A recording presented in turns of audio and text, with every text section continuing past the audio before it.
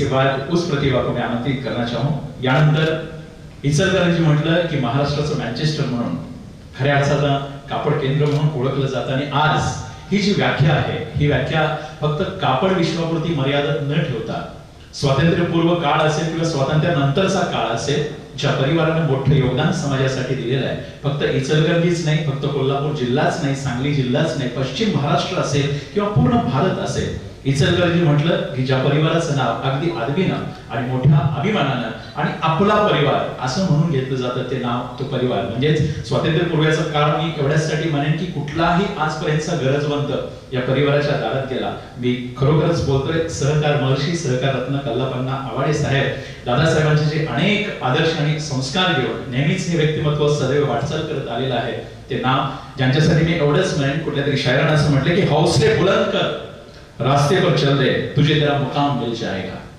हौसले बुलंद कर रास्ते पर चल दे तुझे तेरा मुकाम मिल जाएगा, बढ़कर अकेला तू पहल कर देख कर तुझको अपने आप काफिला खुद बन जाएगा। आणि ते नाम आहे तुमच्या आमच्या सगळ्यांचे लाडके विद्यमान आमदार आदरणीय प्रकाशअण्णा आवाडे साहेब। मी साहेबांना विनंती करतो आपण या ठिकाणी आपले आशीर्वाद स्वरूप मार्गदर्शन साकारावं।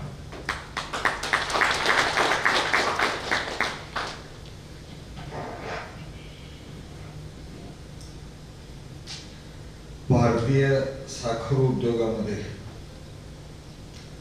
गेली 50 वर्ष संशोधन करून उद्योग स्थिर व्हावा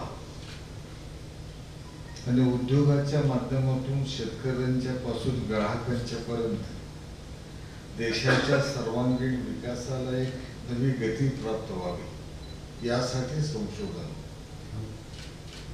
यासाठी अभ्यास हे ध्येय मनामध्ये ठेवून अविश्रांतपणाने काम करण्याच्या संबंधीचे काम ज्या भारतीय शुगर या संस्थेने केले, त्या संस्थेच्या वतीनं आज या कोल्हापूर शहरामध्ये होत असलेल्या मूल्यवर्धित उत्पादन आणि शासकीय धोरण या विषयाच्या चर्चासत्राच्या मध्ये आताच ज्यावेळी आपल्या सगळ्यांना आपले विचार मांडले आणि टेक्निकल सेशनमध्ये परत सगळ्यांनाच ऐकायला मिळणार आहेत असे नॅशनल शुगर इन्स्टिट्यूटचे कानपूरचे माजी डायरेक्टर या व्यवसायातले एक अतिशय अधिकारवाणीनं संशोधन करणारे, विचार करणारे, त्याच्यावर मार्गदर्शन करणारे, अडचणीवर उपाय शोधून काढण्याच्या संबंधीचे काम करणारे आदरणीय श्री नरेंद्र मोहनजी या कार्यक्रमाच्या निमित्ताने या ठिकाणी आपल्या सगळ्यांना ज्यांनी बोलवलं त्या या संस्थेचे सन्माननीय chairman Vikramsinhji Shinde, chief executive director माननीय श्री संग्रामसिंहजी शिंदे, या संस्थेचे व्हाईस चेअरमन आमचे जवाहर कारखान्याचे मॅनेजिंग डायरेक्टर माननीय श्री मनोहर जोशी, माननीय श्री रासकर साहेब, माननीय श्री रणवीर सिंह शिंदे, मंचकावरचे समोर बसलेले सगळे सन्माननीय मान्यवर, आमच्या कारखान्याचे व्हाईस चेअरमन बाबासाहेब चौगुलेपणा, इतरही सगळेच सन्माननीय मान्यवर, बंधू भगिनी, या सगळ्यांचं मी मनापासून स्वागत करतोय आणि थोडक्यात मी माझं म्हणणं या ठिकाणी मांडायचा प्रयत्न करतोय। खरं म्हणजे आपण सगळेजण पहिल्यांदा भारतीय शुगरचे आभार मानायला पाहिजे। त्यांनी प्रतिवर्षी हा उपक्रम करून साखर उद्योगावर चर्चा घडवण्याचं काम करतात। साखर उद्योगातल्या अडचणी काय आहेत, शासनानं काय करायला पाहिजे, उद्योगानं काय करायला पाहिजे, या सगळ्याची चर्चा आणि त्याच्यावर रिसर्च करण्याच्या संबंधीचं काम व्हावं, यासाठी त्यांचा पुढाकार असतो। माझी एक सगळ्या मान्यवरांना विनंती आहे, मी एक विद्यार्थी म्हणून या सगळ्या जडणघडणीकडे, देशातल्या सगळ्या स्थित्यंतराकडे, उद्योगाकडे, साखर उद्योगाकडे सुद्धा बघतो, त्यावेळी प्रश्न मनामध्ये माझ्यासारख्या कार्यकर्त्याच्या एक सातत्यानं मला कुठं तर तो चिमटा देत असतो, मला कुठं तर तो खुणवत असतो की ह्याचं उत्तर का काढत नाही, ह्याचं उत्तर कसं काढायचं। तो प्रश्न असा आहे की रिसर्च कशासाठी, कपाटात ठेवायसाठी आहे का वापरायसाठी। सगळ्यात महत्वाचा सारखं टोचतोय मला तुम्हाला. वाय का रिसर्चवर एवढे पैसे, एवढं आपण सगळे विद्वान मान्यवर त्याच्यामध्ये डोकं घालून बसतायत, रिसर्च करतायत, संशोधन करतायत, प्रश्नाची उत्तरं शोधतायत, इतक्या मोठ्या प्रमाणामध्ये त्याच्यावर चर्चा करून शेवटला उत्तर देतं. आणि मग ते उत्तर कुठं असतं? कपाटात लॉक मध्ये की प्रत्यक्षात फील्डवर त्याचा उपयोग व्हायसाठी? ह्याची उत्तर आपण कधी शोधणार आहोत का नाही, हा सगळ्यात मोठा प्रश्न आहे. रिसर्च फार जोरात व्हायला याचा आनंद सगळ्यांनाच आहे, पण रिसर्च झाल्यानंतर प्रत्यक्षामध्ये इम्प्लिमेंट करायसाठी ते धोरण अंमलात आणायचंच, काही हो का हो, ते धोरण इम्प्लिमेंट व्हायला पाहिजे. याच्यासाठी काय करतो समाज, काय करतो शासन, काय करतो आणि इंडस्ट्री काय करते, या तिन्ही स्तरावर अंतर्मुख होऊन विचार करण्याच्या संबंधीची वेळ आहे. आणि ज्यावेळी आपण हे अंतर्मुख होऊन विचार करू त्यावेळी मग आपल्या लक्षात यायला लागतं की फार आपल्याला अजून करायचं आहे, फार मोठं काम करायला पाहिजे, पण अजूनही त्याच्यामध्ये कुठं तर अडचणी आहेत, काय तर अडचणी आहेत. आणि मग आपण परत केलेले श्रम, केलेलं संशोधन, त्यासाठी विद्वानाने दिलेला वेळ, त्या सगळ्यांचं मूल्य फार मोठं आहे. मग त्याची परतफेड कधी होणार काय? त्याचं उत्तर नाही असंच आहे. एकदा एखाद्या संशोधनाचं परत ते तयार झालं तर ते निरुपयोगी आपणच ठरवणं, ह्याच्या इतका नतदष्टपणा दुसरा असू शकतो. पण आज आपण ते करायला हवं. शासनापासून इंडस्ट्रीपर्यंत सगळ्यांनी आपापली भूमिका त्याच्यामध्ये वटवायला पाहिजे. त्याच्यामध्ये आपण कमी पडलो. इथेनॉलच्या धोरणाच्या संबंधीची तुम्ही चर्चा करणार आहात. त्याच्या आधी कोजनरेशनचं धोरण आलं. पहिल्यांदा व्हॅल्युएडिशन ह्याच्या संबंधीची चर्चा राज्यामध्ये सुरू झाली. साखर उद्योगात अडचणी येतील तसे मग नवीन काय तर द्या, नवीन काय तर उत्पादनाची साधनं द्या म्हणत सुरुवातीला कोजनरेशन आलं. 2000 साली कोजनरेशनची सुरुवात झाली. 10 वर्ष कोजनरेशनवर गेलो आपण. कोजनरेशनवर चर्चा केली. कोजनरेशन ब्रॅक प्रेशर पाहिजे काय कंडेन्सरवर करायची ह्याची चर्चा होत राहिली. ते करत राहिलो. जसं कुणाला वाटेल त्याप्रमाणे तिथे मतं मांडत राहिले, ते करत राहिले. आणि एकेकाळी ज्या बॉयलरवर आपण 50% 55% त्याला आपण स्टीम वापरायचो, जळण वापरायचो. काही वेळा स्टीम कमी पडली म्हणून आपण लाकडं, जंगल तुडीची लाकडं आपण आणून डेपो करायचो कारखान्यावर. आणि कारखान्याला सुरुवातीला त्या लाकडापासून बगॅस चालवायचा.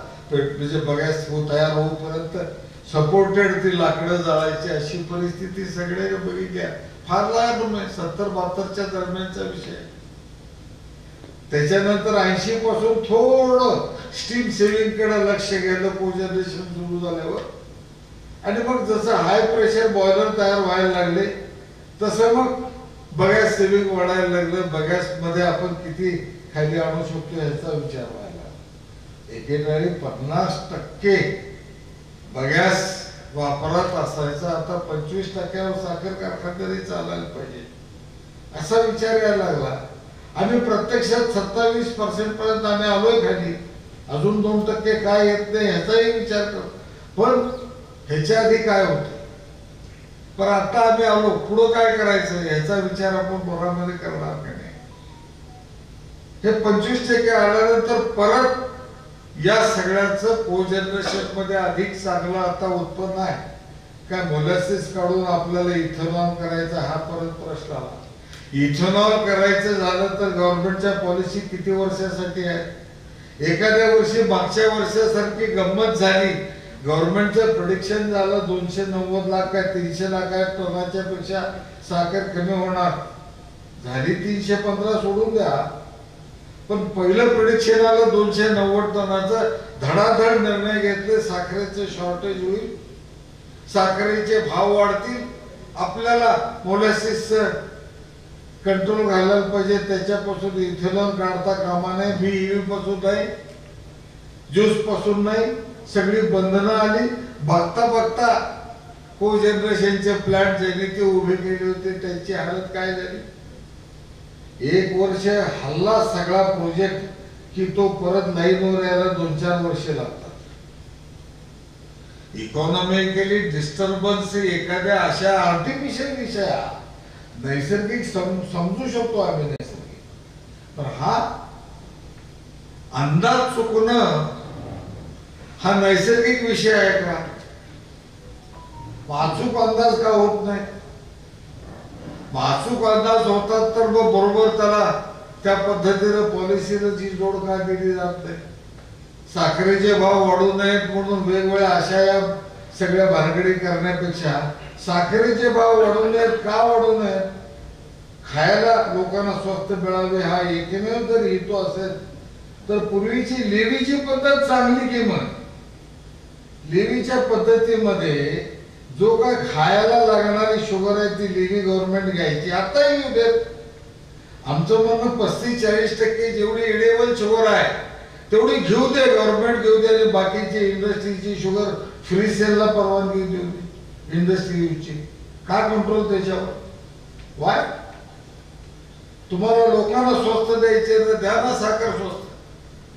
तुम्हाला काय दरात द्यायची द्या, त्याच्यासाठी वेगळा दर ठरवा तेवढ्या, आणि तो कोटा साखरेचा उत्पन्नाचा पहिल्यांदा ताब्यात घ्या, तो रिझर्व करा, आणि मग उरलेली इंडस्ट्रीला लागणारी साखर, मिठाईच्या दुकानात लागणारी साखर, कोल्ड्रिंकला लागणारी साखर ह्याच्यावर फ्री ट्रेड द्या, ह्याला सवलती द्या, मुक्त करा. अशा पद्धतीचे वेगवेगळे विषय या सगळ्याच्या मध्ये अंतर्भाव आहे. या सगळ्याची कुठं तर आपण सगळ्यांनी मुक्तपणाने चर्चा करायला पाहिजे.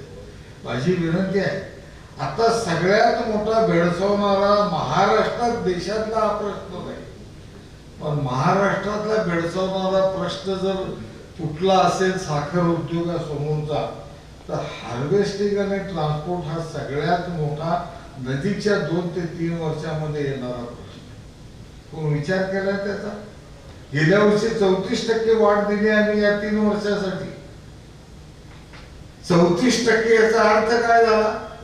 टनाला किती पैसे झाले, पण टनाला याप्रमाणे पैसे आपण वाढवून द्यायला लागलो आणि टोळ्या येत नाहीत म्हणून लाखो एक एक महान कारखाने 10-15 लाख रुपये ऍडव्हान्सेस द्यायचे.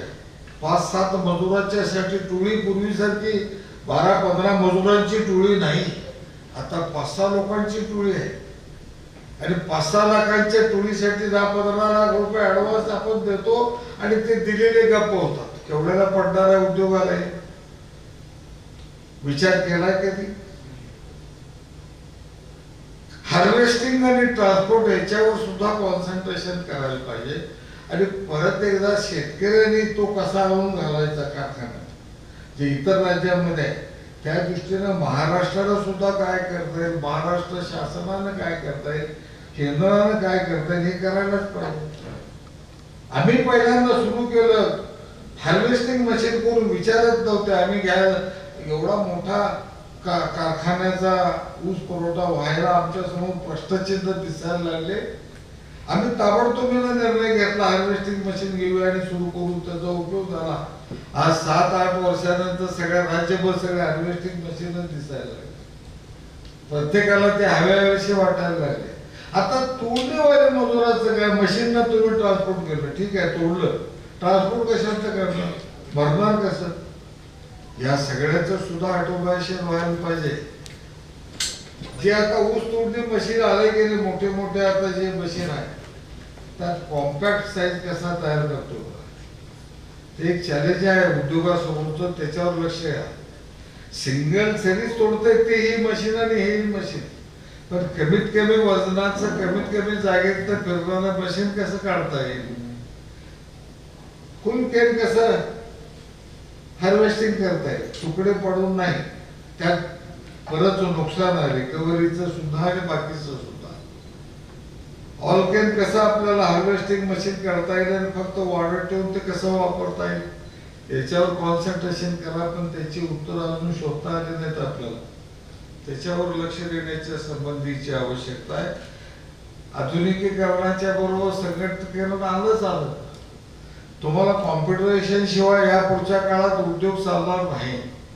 तुम्ही आता तिथं तुमचा काट्यावर आलेलं ऊसाचं वजन शेतकऱ्याला मोबाईलवर दिसायला पाहिजे अशी त्याची अपेक्षा आहे. तुम्ही आता हे टाळू शकणार नाही. तो दिवस लांब नाही. तुमच्या दारात तिथे शेतकरी बसतील आणि माझा तिथं ऊस किती आला हे मला का दिसत नाही हे विचारायला.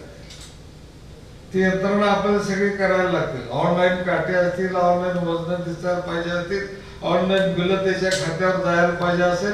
हे सगळं आता ऑनलाईन सिस्टीम आली आहे. एक बटन दाबलं की सगळ्यांच्या खात्यात जसं पैसे जमा होतात तसं एक बटन दाबलं की आपापलं काय कुठली काय आहे आपली ऊसाची शेतीची हे सगळं तुम्हाला यायला पाहिजे. खतं यायला पाहिजे, ते यायला पाहिजे. आम्ही प्रयोग करायचा ठरवला आता शेतीवरचा खर्च कमी करायसाठी. यावर्षी नरेंद्र मोहन साहेब आम्ही निर्णय घेतोय.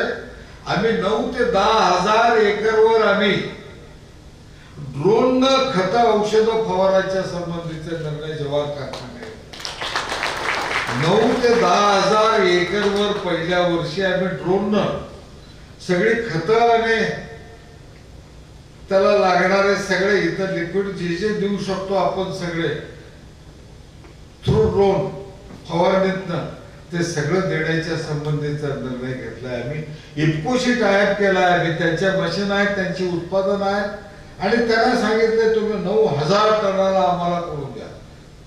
त्याचे ऍक्च्युअली कॉस्ट टू कॉस्ट औषधाची आणि खताची तेवढी आम्ही शेतकऱ्याकडून घेणार.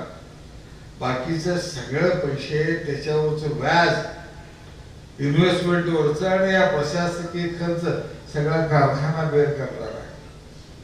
ह्याचा उपयोग काय होणार आहे? जे खत टाकलं की 75% वेस्ट आणि 25% त्याचा उपयोग होतो तो बरोबर रिव्हर्स होणार आहे. या ड्रोनच्या फवारणीमुळे 75% उपयोग आणि 25% लॉस मध्ये जाणार आहे. त्याचा उपयोग आपोआप शेतकऱ्याचं उत्पन्न 8 टनानं वाढेल. आता शेती वाढणार नाही, शेतीतलं उत्पन्नच वाढवायला लागेल.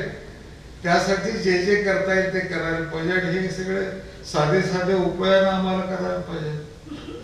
एक गाई जर 1 एकर शेती होऊ शकते उत्तम पद्धतीनं आणि अतिशय किफायतशीर होऊ शकते तर मग अशा वेगवेगळ्या उपक्रमाच्या माध्यमातून का जायचं नाही. एका बाजूला सायन्स म्हणतोय आणि दुसऱ्या बाजूला गाईवर शेती आपण म्हणतोय. हा विरोधाभास आहे पण सत्य आहे. तेही सत्य आहे आणि हेही सत्य आहे. त्यामुळे यातनं प्रयोगशील शेती करत करत आपल्याला आपल्या तिथं जे काय योग्य अयोग्य ते आपण ठरवून पुढे जायचं आणि त्याच्यासाठी जे लागेल ते करायचं. फार अवघड चॅलेंजिंग आहे शेतीमध्ये. उत्पादन आहे, R&D व्हायला लागल्या, विजेत R&D झाली, विजेचे दर कुठं स्थिर आहेत. प्रत्येक राज्याची पॉलिसी वेगळी आहे, प्रत्येक राज्याचे रेट वेगळे आहेत. सेंट्रल ग्रीडला किंवा स्टेट ग्रीडला दिलं तर काय एक मिनिमम रेट ठरवा आणि इन्सेंटिव्ह द्यायचं असेल तर तिथे राज्य ऍडिशनल देईल त्याला. असं का होत नाही जसं इथेनॉलचं केलं. या सगळ्या पद्धतीने आपण पुढे जर जात राहिलो तर काही ना काही सपोर्ट मिळेल. सगळा सपोर्ट मिळणार नाही, फार चॅलेंजिंग आहे. साखर उद्योग सगळ्यात अवघड उद्योग झाला आणि हा खाजगीकरण झाल्यामुळे अधिक अवघड. खाजगीकरण झाल्यामुळं जे सहकारी तत्वावर कमिटमेंट होती ती कमिटमेंट सुटली आणि जे अतिशय मोठे उद्योग आहेत ज्याच्या साखर कारखानदारी बंद पडली तरी त्याच्या उद्योगावर आणि बॅलन्स शीटवर 0.111011 सुद्धा फरक पडत नाही. एवढे मोठे इन्व्हेस्टर आता साखर धंद्यात आले. त्यांच्या बॅलन्स शीटवर कारखाना चालू राहिला आणि बंद राहिला काय फरक पडणार? नथिंग. त्यांना काय नाही त्यांच्या या कारखान्यात ते काय उत्पन्न मिळवले काय नाही मिळवले काय काय चांगला चालला काय नाही चालला काय त्यांना काही फरक पडत नाही. एवढे मोठे मोठे लोक या उद्योगात आता घुसल्या.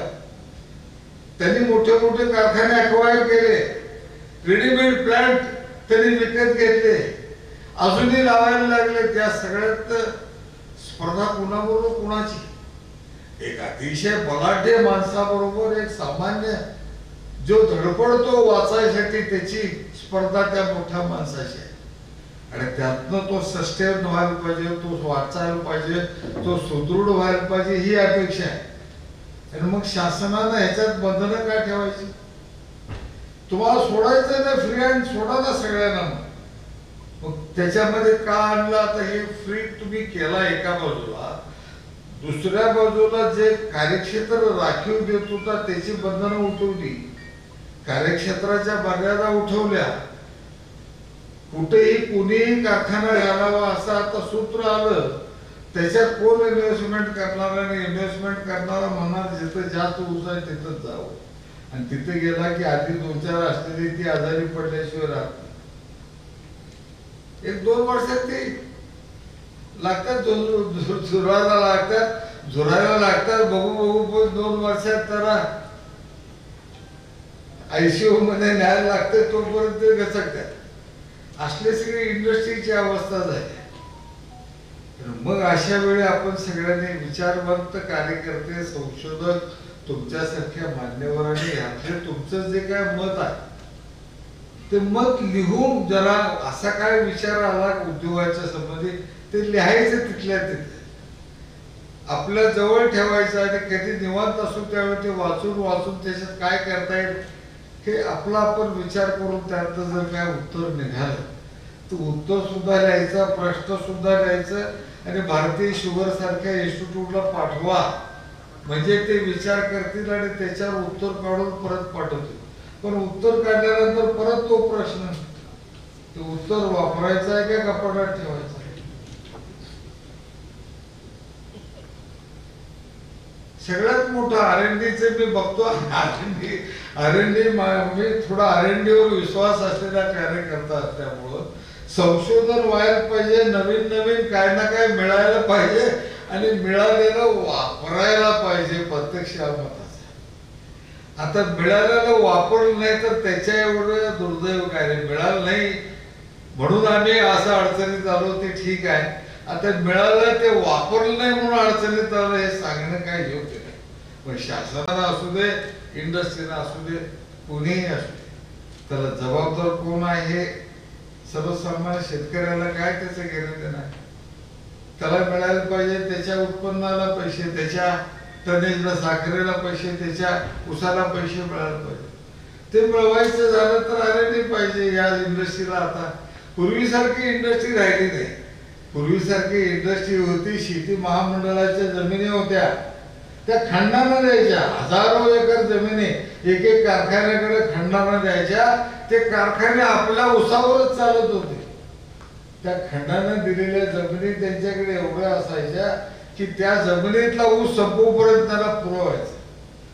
जसं ऊस पैसे देतो हे समजायला लागलं तसे शेतकरी त्यात आला.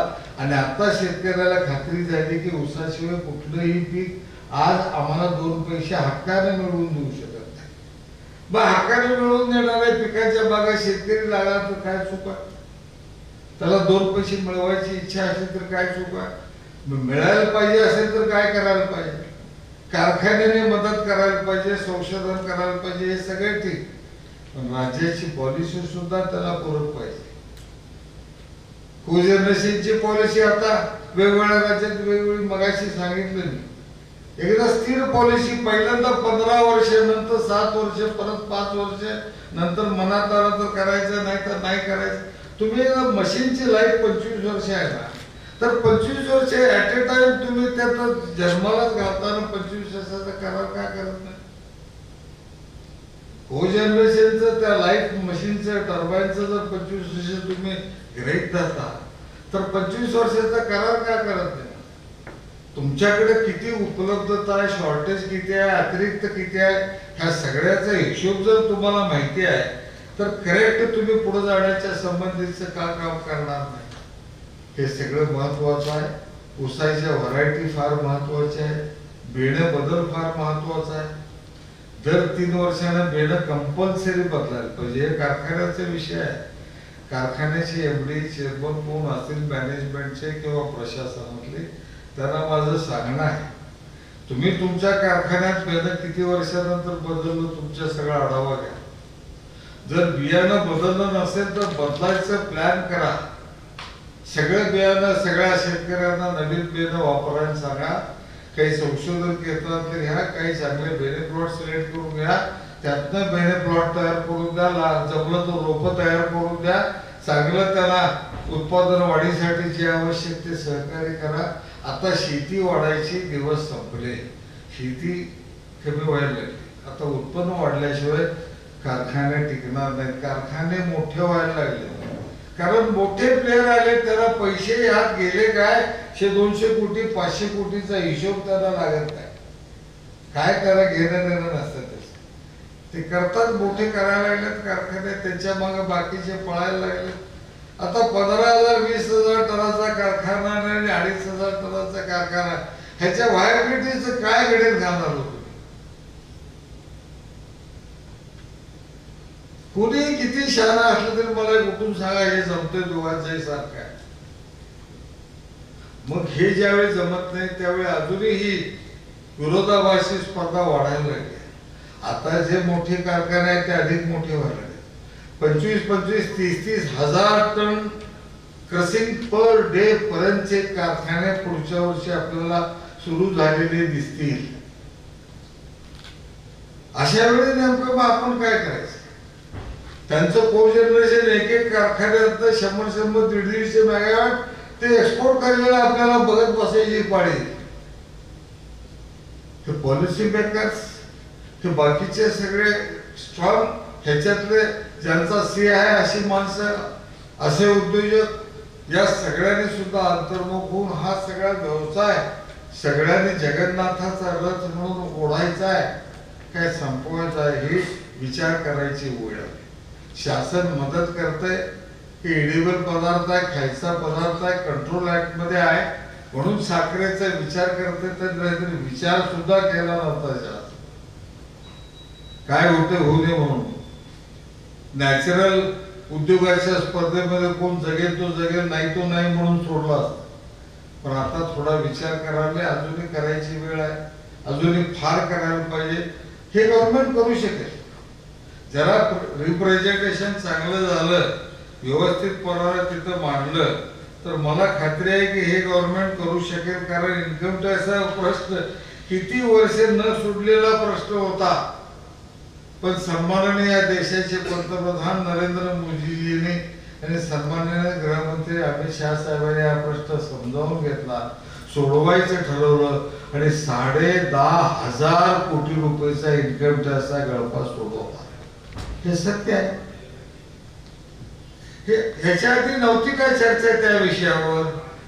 साखर उद्योग जन्माला आल्यापासून जसं इन्कम टॅक्स सुरू झालं तेव्हापासून हे सोडवा ह्याच्या मिटिंगा, दिल्लीला कॉन्फरन्स, त्याच्यावर चर्चा खूप व्हायच्या, पण रिझल्ट नव्हता. आता रिझल्ट यायसाठी इडेबल शुगर आणि कमर्शियल शुगर याचे 2 पार्ट करायला काय नको धंद्याला? आपाप धंदा चालतो. धंदा आपाप चालायसाठी सगळ्यात सोपा उपाय सांगतो. खायला लागणारी साखर ती कंट्रोल मध्ये घ्या आणि खायला न लागणारी, उद्योगाला लागणारी साखर ही कंट्रोल मुक्त करा. आपाप चालतो व्यवसाय, आपाप चालणार आहे. याच्यासाठी काय करायला पाहिजे ते प्रयत्न नरेंद्र मोहनजी तुम्ही करावं. आम्ही आहोतच. तुम्ही मगाशी म्हटला तसं सरकारला थोडं सारखं हलवून सांगायला लागायला, पण सरकारच्या लक्षात आलं की सोडवणारं सरकार. आता या 4 तारखेनंतर हेच सरकार आलं तर हे सुटेल असं गणित धरू आपण. निगेटिव्ह काय विचार करायचा? हे सुटेल, हे प्रश्न सुटतात. आतापर्यंत एवढं सुटले, ह्याच्याही पेक्षा अधिकाधिक अवघड होते ते प्रश्न सुटले. याही प्रश्नाची सोडवणूक करू, अतिरिक्त इतर प्रश्न आहेत त्याचीही सोडवणूक करू. कारखान्याच्या पद्धतीने चालवायला शेतकऱ्याच्या दृष्टीने काय पाहिजे ते त्याला देण्याच्या संबंधीचा विचार करू. फार करण्यासारखं आहे, बोलण्यासारखं आहे.